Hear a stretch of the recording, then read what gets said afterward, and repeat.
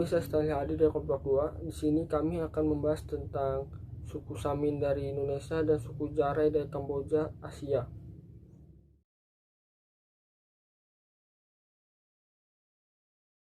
Halo, nama saya Kevin dari kelas 1 HP53. Kali ini saya akan menjelaskan tentang latar belakang suku Samin dari Jawa. Ajaran Samin atau yang disebut juga dengan pergerakan Samin atau Saminisme merupakan salah satu suku yang ada di Indonesia. Masyarakat ini adalah keturunan para pengikut Samin, Suro Sentiko, yang mengajarkan sedulur sikap di mana mereka mengorbankan semangat perlawanan terhadap Belanda dalam bentuk lain di luar kekerasan. Bentuk yang dilakukan adalah menolak membayar pajak, menolak segala peraturan yang dibuat pemerintah kolonial. Masyarakat ini acap memusingkan pemerintah Belanda maupun penjajahan Jepang. Karena sikap itu, sikap yang hingga sekarang dianggap menjengkelkan oleh kelompok di luarnya. Masyarakat Samin sendiri juga mengisolasi diri, hingga baru pada tahun 70-an mereka baru tahu Indonesia telah merdeka. Kelompok Samin ini tersebar sampai Jawa Tengah. Namun konsentrasi terbesarnya berada di kawasan Blora, Jawa Tengah, dan Bojonegoro. Jawa Timur yang masing-masing bermukim di perbatasan kedua wilayah. Jumlah mereka tidak banyak juga dan tinggal di kawasan pegunungan Kendeng di perbatasan dua provinsi. Sedangkan latar belakang dari suku Jaray. Suku Jaray berasal dari Kamboja. Suku Jaray adalah sebuah kelompok etnik yang berbasis di dataran tinggi tengah Vietnam dan di bagian timur laut Kamboja, yaitu Provinsi Ratanakiri.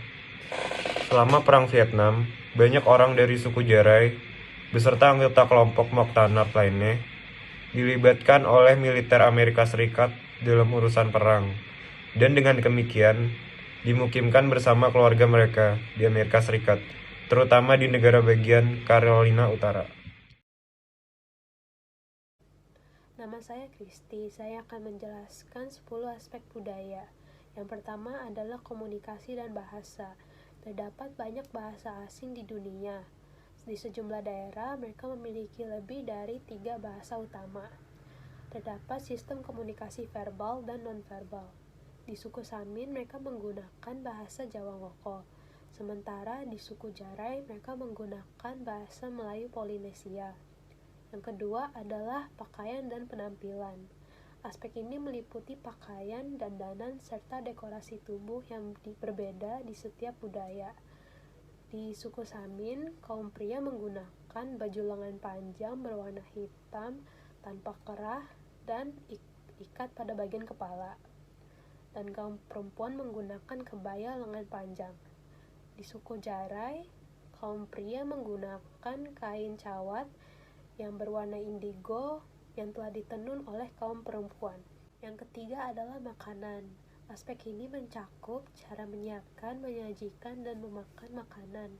Di suku Samin, mereka memakan nasi tiwul sebagai pengganti beras yang berbahan dasar dari singkong.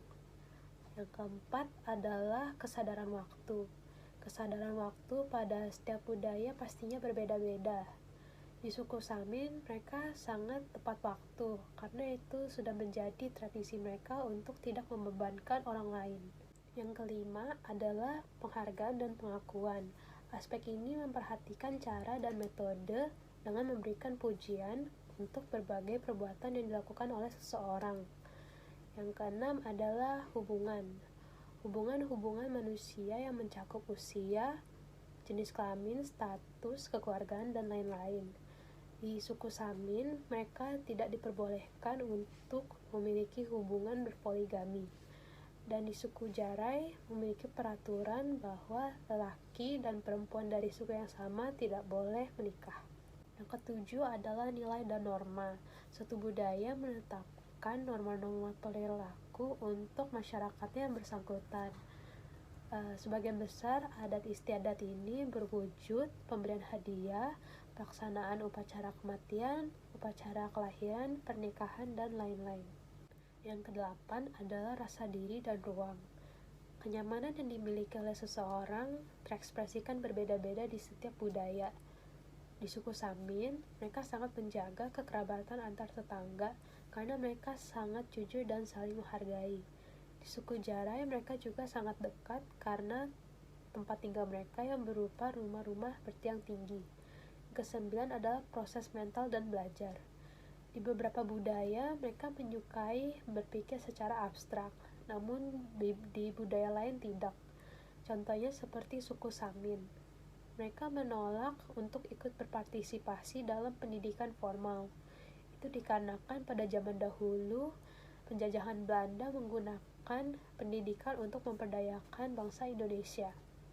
Yang terakhir adalah kepercayaan dan sikap.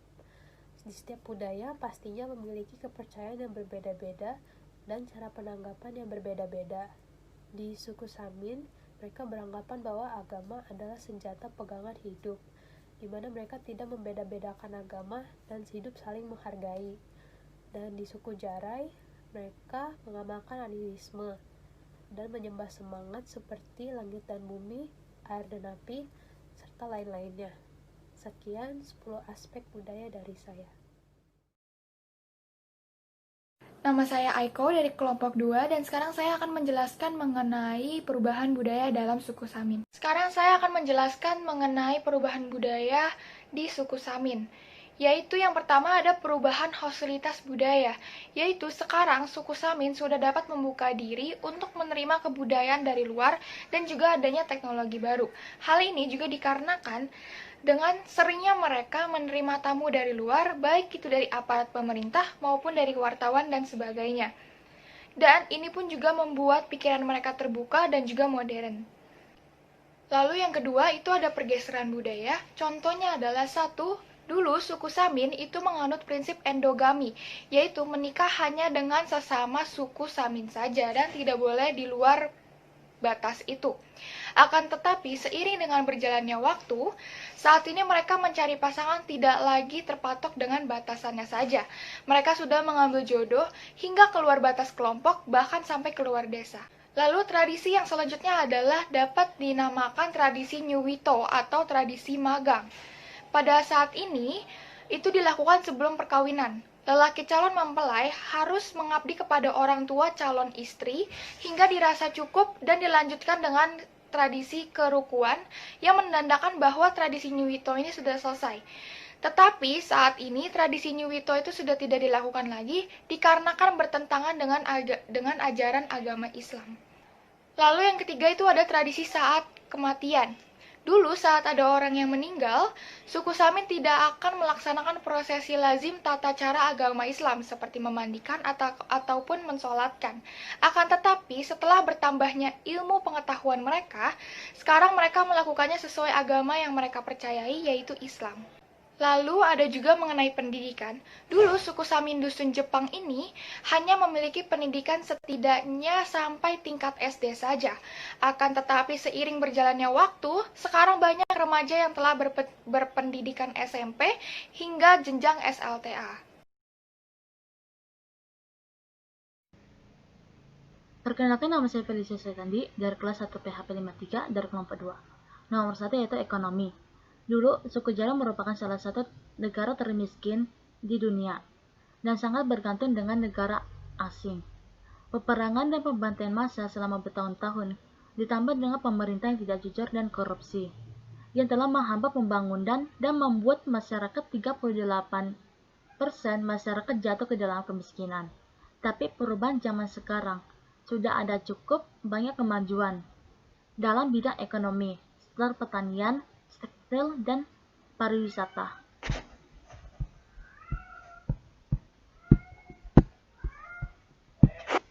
Nomor 2 adalah agama. Sejak dulu, Buddha telah menjadi agama nasional sejak abad ke-15. Pemerintahan Khmer Merah berusaha menghilangkan semua agama 90% rahib Buddha, dan sebagai umat Kristen dibunuh pada tahun 1979. Toleransi umat beragama sudah membaik pada tahun 1990-an. Dan sampai sekarang umat Kristen tetap diizinkan untuk beribadah secara terbuka. Tetapi tetap ada beberapa pembatasan dalam kegiatan penyebaran Injil.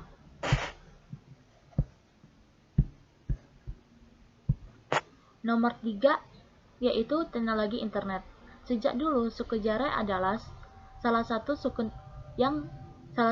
negara termiskin di Asia.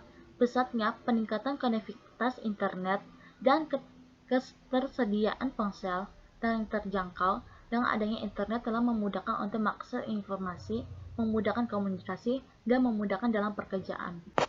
Nomor 4 yaitu pendidikan. Pada tahun 1972, suku Jarai dipimpin oleh rezim Kangher, di mana pendidikan tidak lagi diutamakan.